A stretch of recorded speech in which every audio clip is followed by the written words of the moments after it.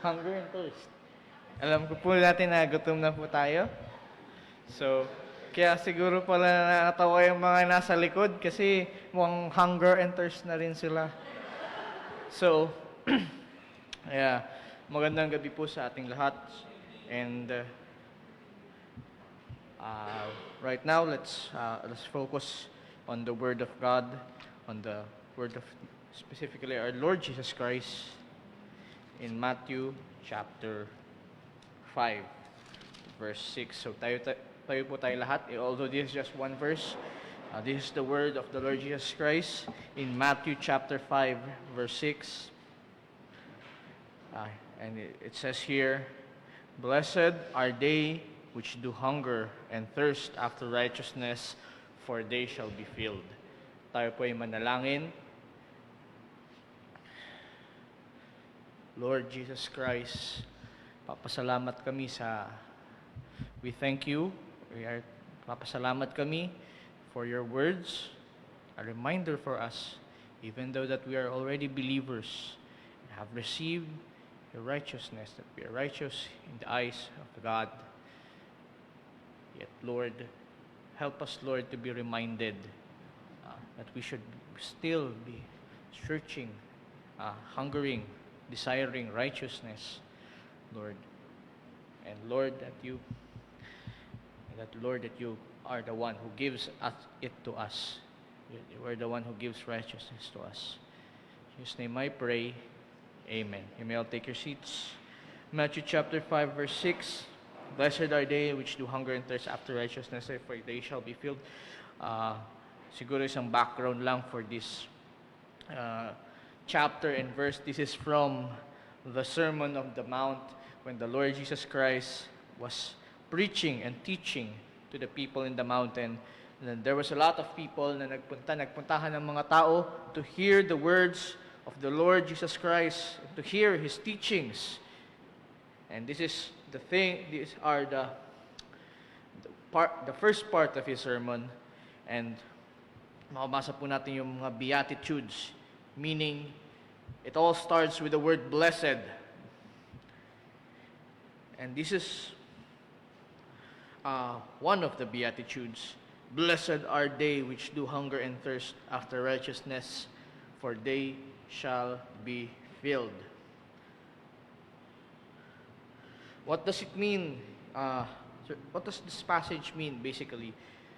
That those who desire righteousness, those who greatly desire righteousness, will be happy, because the word blessed here is happy, because they will be righteous through Christ. For they shall be filled, yun yung part ng filled. Those who desire righteousness, who are hungry for righteousness, will be righteous. It is God that will give them. It is implied in this passage that it's God that will give them this righteousness.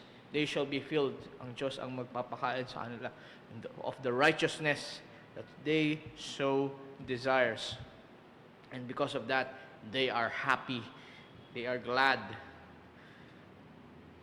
And to start off, I would like to start just to get our interest on a story. So, isang story. So, meron po kaming estudyante. Lagi niya pong baon. Masarap lagi yung baon niya. Meron siyang, ang baon niya, chicken nuggets, fish balls, hotdog. Mas meron kami dalawang estudyante. Every time na makikita nila yun, gusto nilang humingi ng chicken nuggets. They are desiring that type of food. They greatly desire that food. And so, here, like in this passage, that those who desire righteousness, yung gusto talaga ng righteousness, katuwiran, moral goodness, and in a right standing with God, those who desire it, they will have it. It's God that will provide for them. Pero,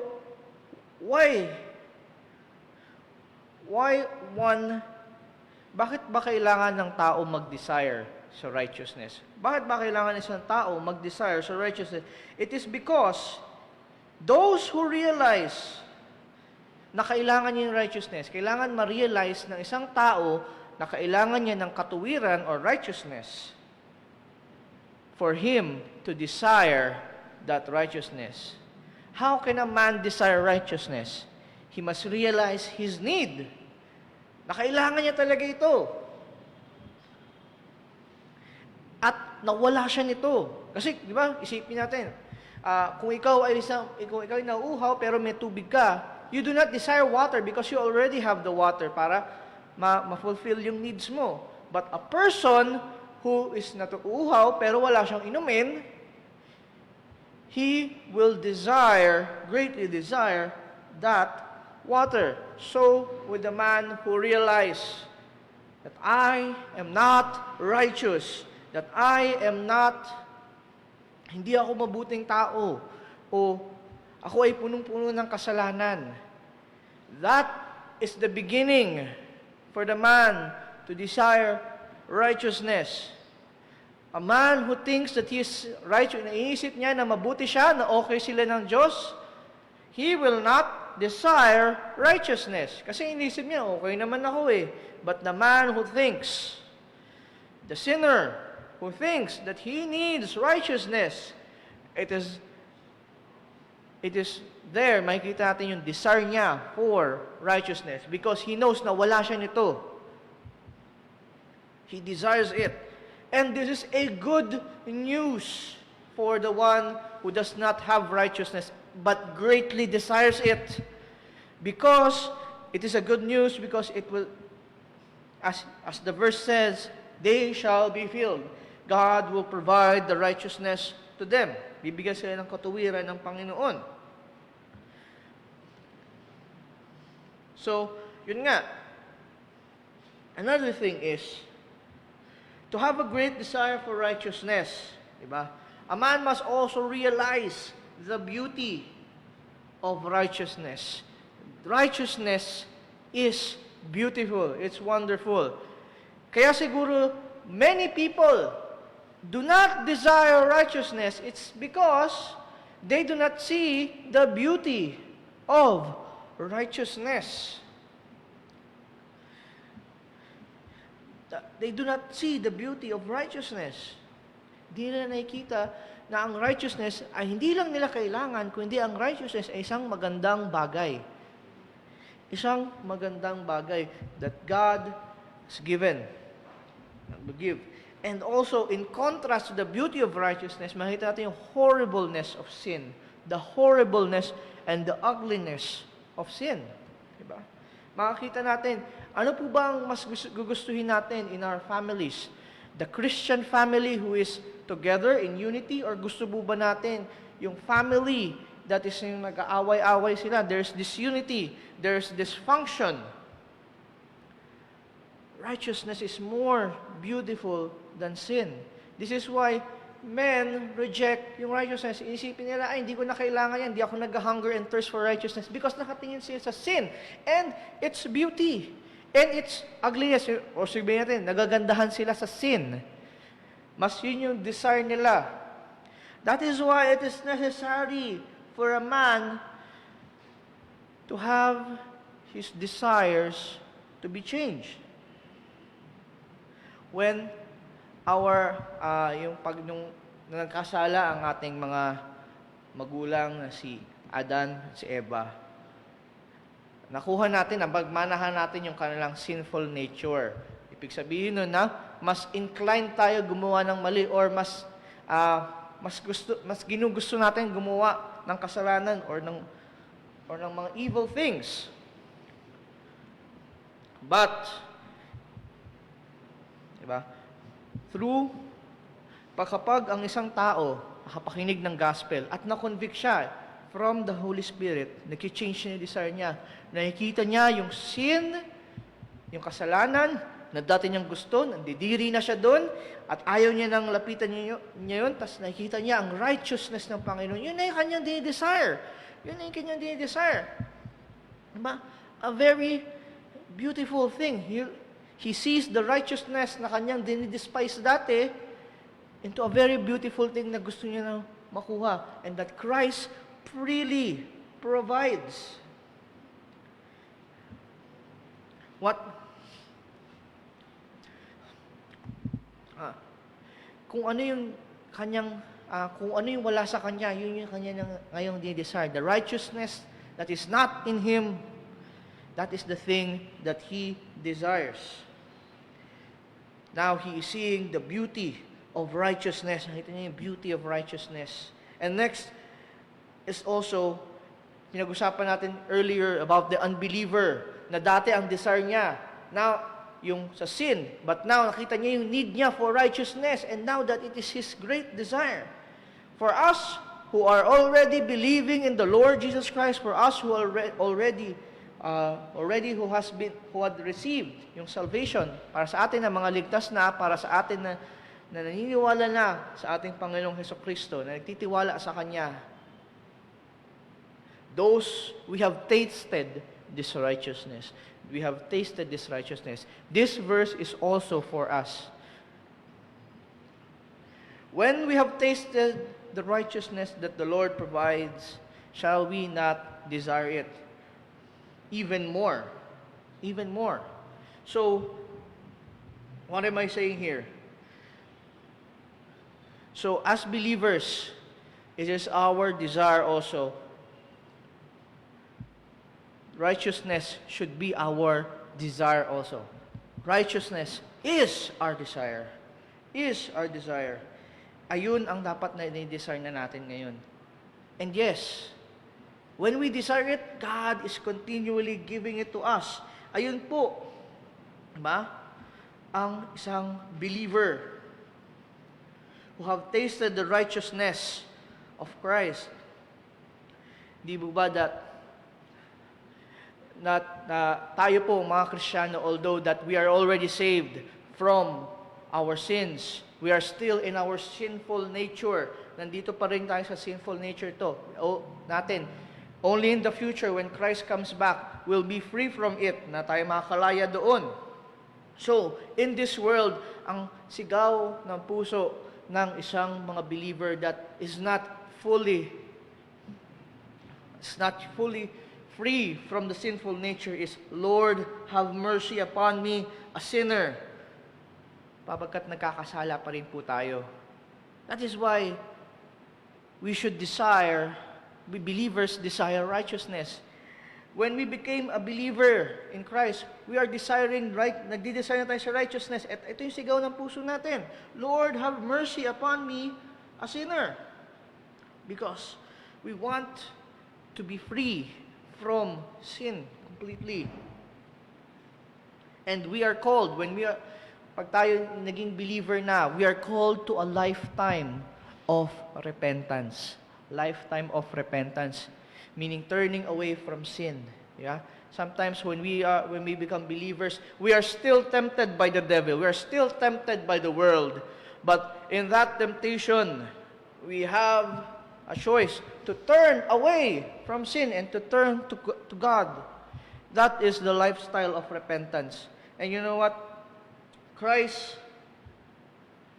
habang tayo ay nabubuhay dito in this earth, as believers, as Christians, Christ is continually making us righteous. Patuloy po tayong ginagawang righteous ng Panginoon. That is called the process of sanctification. Narinig po natin ito lagi, that Christ is trying to make...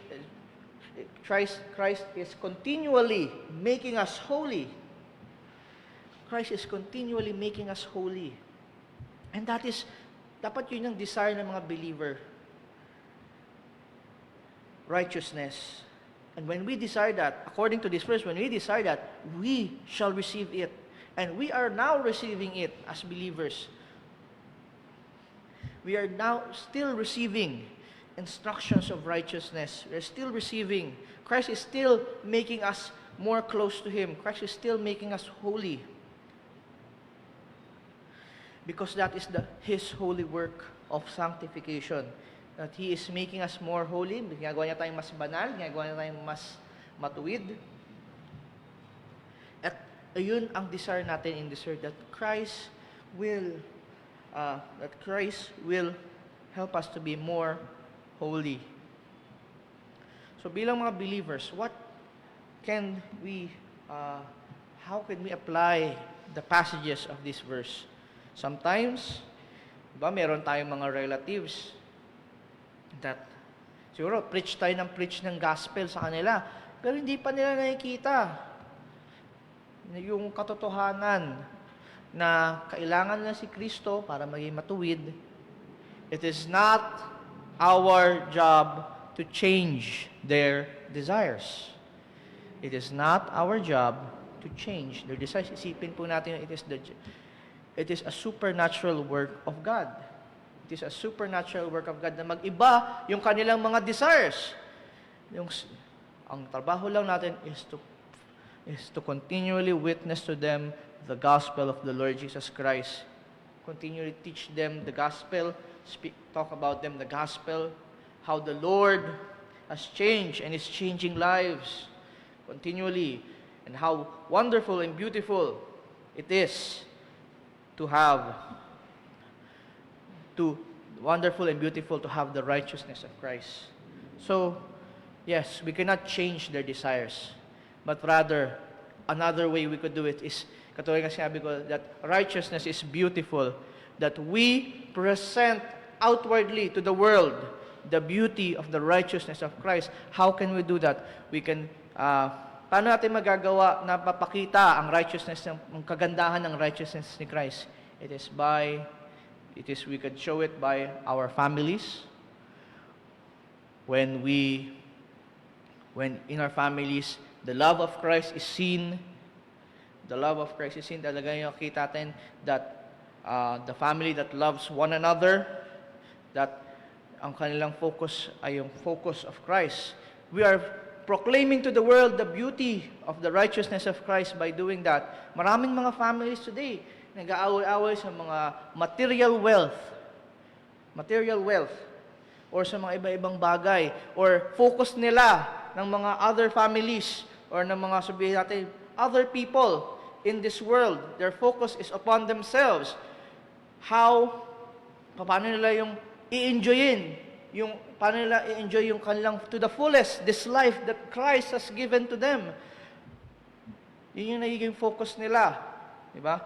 So, we believers should proclaim the beauty of the righteousness of Christ, especially also in our personal lives, in our families, by being righteous. So, naalala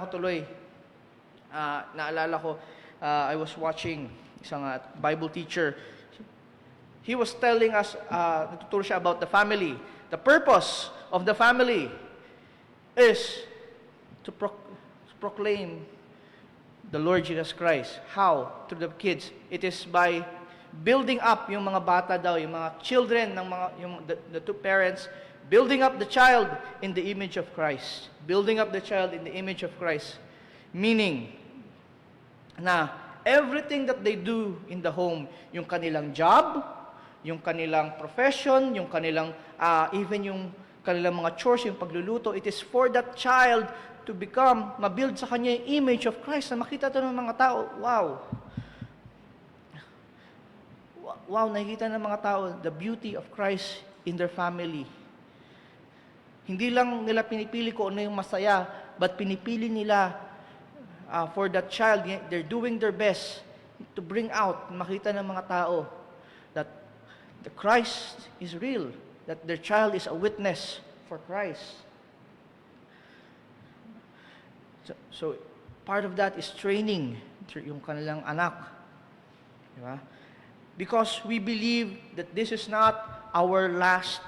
Hindi lang, this life is not only what we have, but we have all of eternity to enjoy.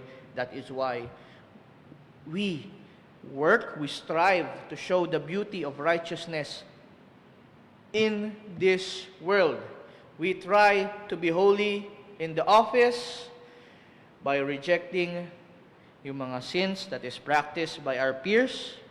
We try to practice the beauty of righteousness by going to church and be a witness to our neighbors that this day we are going to celebrate our Lord Jesus Christ. We're going to worship Him. We're going to worship Him, and that He is the primary, He is the whole reason for our existence. Huwag tayo, diba? Diba kung meron tayong something na maganda, hindi natin kakahiya yun. Diba? Naalala ko tuloy, usually, diba, pag meron tayong bagong, and this is not bad, this is good, because ito'y blessing rin ng Panginoon, material things. Sometimes when we have something new, a new plant, or a new furniture, gusto natin makita rin sa mga, mga friends, mga families, how nice and beautiful it is. But sana ganun din tayo when it comes to the righteousness of our Lord Jesus Christ, that we are not ashamed, hindi natin kinakahiya na isipin, baka isipin ng mga tao, corny yun. Maganda nga yun eh. It is objectively beautiful. And we should show it to them, na makita nila, and they realize, wala akong ganito. I must desire. Sana magkaroon din ako that they will also desire. That God, to that they would also desire. God would touch their hearts and they would desire also righteousness. Also, we see in the next part of the passage, blessed are they which do hunger and thirst after righteousness, for they shall be filled. So, isang magandang mensahe ito for the unbelieving. So, receiving righteousness is a So receiving righteousness from God will result in happiness. Receiving righteousness will result in happiness. Maraming mga tao ngayon, they are striving. Yun na yung main goal nila sa buhay. I want to be happy. I will do what I want. I want to be happy. Gusto nila yung pang sarili. So, it has been parang sabihin, kasabihan ng mundo ngayon, unahin mo yung sarili mo. Mahalin mo yung sarili mo. Matuto ka maging masaya sa pamamagitan ng pagmamahal sa sarili. But, it's not it. It is not it. It is not by communion with ourselves. Diba? Yung parang iisipin mo lang yung sarili mo is the key to happiness, but rather yung pagtanggap natin ng righteousness from God. That is happy. So makikita rin natin dito, the source of happiness is not from ourselves. It is from God. It is from God. The source of happiness is not from ourselves, but it is from God. And it is a good news because it means that we do not have to work so hard for happiness. We do not have to work so hard for happiness. Hindi natin kailangan i-torture yung sarili natin para maging masaya. Magtrabaho para maging masaya. O kaya, kailangan natin ihiwalay lahat ng ating pamilya para maging masaya. But rather, Christ is constantly giving us happiness. Even though marami mga people that do not like us, that will judge us, we don't care. The happiness comes from Christ. So, by receiving this righteousness that comes, it will result in happiness. In happiness, di ba? That is the word yung dun sa Matthew 5:6. Blessed are they. The word blessed meaning happiness. Happy are they which do hunger and thirst after righteousness. Why? Because they shall be filled. Kung ano yung desire nila, they will have it. The righteousness that they desire, they will have it. And that will make them happy. So, Christ provides the righteousness to those greatly desires it. Si Christ binibigay yung righteousness to those who desire it. So, ang napansin ko po dito, how does Christ give us righteousness? Christ gives us righteousness in, how can I say it? Parang installment ba? 3 gives. Unang-una, justification. Meaning, when we are saved, pag naligtas tayo, imparted na sa atin righteousness of Christ. Diba? When we realize that we are sinners, and we ask God for the mercy, His mercy and forgiveness, And then, at that moment, He fills us with the righteousness of Christ. It's as if na wala tayong nagawang mali. Next, yung pangalawang give is sanctification. Christ is continually making us holy. Christ is continually making us holy. Christ is continually making us righteous. And lastly, is the perfect righteousness. When we are free from the presence of sin, that is glorification, change na lahat. Wala na tayo yung body natin is already a perfect body. We are no longer, zero na talaga. Wala nang desire to sin. Perfect na. So, that is the way that Christ gives righteousness to those who desire it. So, yes, that is the three ways how we receive righteousness. And the man who receives righteousness will be happy. Will be happy. So, ang maganda dito sa verse na ito, napansin ko that parang yung happiness na parang future. Those who hunger and thirst, masaya ka ba? Blessed are they which do hunger and thirst after righteousness' sake. Masaya ka ba pag nagugutom ka? Ako, masasabi ako, hindi ako masaya pag nagugutom ako. Pero, di ba, yung desire, in the future pa, pag dumating na yung result, those who hunger and thirst after righteousness' sake are blessed because, are happy because they shall be filled. Merong anticipation. There's an anticipation of Christ. We will be happy, looking forward to the happiness that Christ will provide to us. The Bible assumes the future of happiness of those who will receive righteousness from God. Inassume na ng Bible, magiging masaya in the future. Masaya yun, parang nag-look forward tayo. Like how we look forward sa family day or sa other thing that excites us.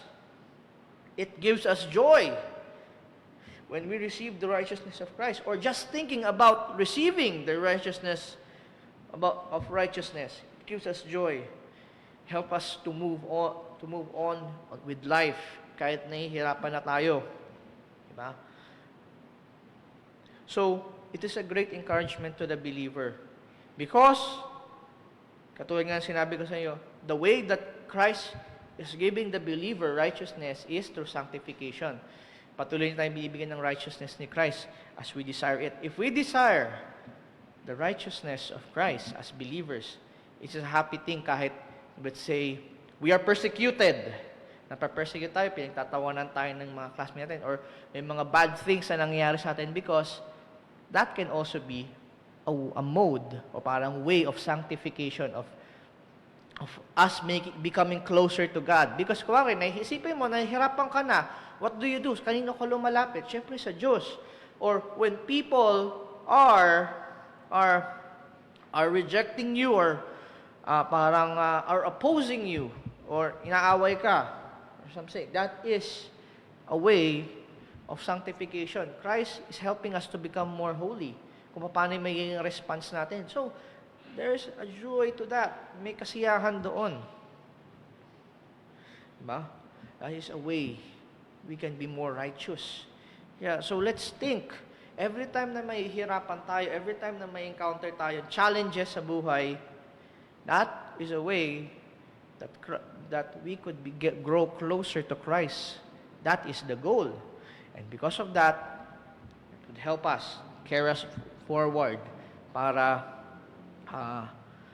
lalo tayong maging malapit sa Kanya, sa ating Panginoon. So, yes, believers are happy because they received the righteousness of Christ. They are continually receiving the righteousness of Christ, and in the future they will receive fully the righteousness of Christ. That is why believers are happy, are joyful people. Our happiness comes to Christ, comes from Christ, comes from Christ. So, doon pa lang pwede na natin i-display, di ba? I-display yun sa mga tao that we are happy because of Jesus Christ, because of the righteousness He gives us. kung tayo ay naiinggit, and that's totoo, minsan nag-struggle tayo doon, we we see the blessings that God blesses other people with, and so, ba't ako, hindi ako binless ng ganito ng Panginoon? We could think about that. But, tandaan natin, Christ has already blessed you with His righteousness. And that is a cause for rejoicing. That is a cause for rejoicing. That is a cause for rejoicing. That natin ma-realize na, Christ has given us a very important thing, each and every one of us, that it is incomparable sa material wealth na pwede nating ma-receive. Kasi talaga, minsan mahirap talaga. Sometimes when you become a Christian, it is a life of suffering. It is a life of suffering. So mahirap talaga ang buhay ng Kristiyano. There are challenges. But those challenges are not meaningless challenges. Hindi to meaningless challenges na parang pinapahirapan ka lang kasi parang wala lang. But those challenges are helping you, are also a blessing of Christ. The challenges that you receive are a blessing of Christ, and also a means for you to be righteous. And if there are a means for you to be righteous, there are also a means for you to be happy. For blessed are they which hunger and thirst after righteousness' sake, for they shall be filled. And bilang mga believers, we are truly blessed. Yan, measure na we have this happiness and hope and the righteousness of Christ. So tayo po ay manalangin. Panginoong Diyos, we are not deserving sa righteousness niyo po. We do not. And Lord, please give each and every one of us parang a thirst for righteousness. Help us, Lord, to seek, to be more righteous, to obey you more, to be filled with more love for you and for other people. Please help us Lord, to be constantly aware on how you are helping us to be more righteous. Help us to see the happiness and joy that you will also provide, that we may be able to go through any challenges that you give us. Thank you for everything. In Jesus' name I pray. Amen.